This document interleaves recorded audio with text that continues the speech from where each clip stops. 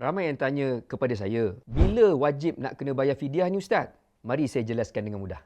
Fidyah wajib dibayar apabila seseorang tidak mampu menggantikan puasa. Sebagai contoh, orang tua yang sakit kronik atau yang telah meninggal dunia dan tidak sempat menggantikan puasa, maka orang sebegini wajib membayar fidyah puasa. Kalau sengaja melewat-lewatkan untuk menggantikan Ramadan sehingga masuk Ramadan yang baru, maka orang sebegini wajib qada puasa dan bayar fidyah puasa.